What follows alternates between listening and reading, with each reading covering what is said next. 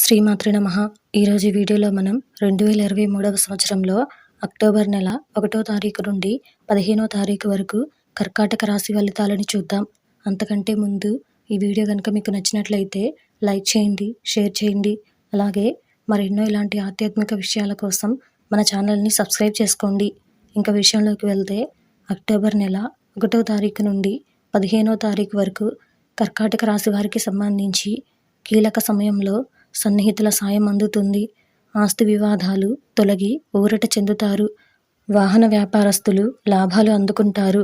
కుటుంబ వాతావరణం ఆనందంగా ఉంటుంది. ఉద్యోగులకు హోదాలు పెరుగుతాయి. ఆకస్మిక ధనలబ్ధి కలుగుతుంది.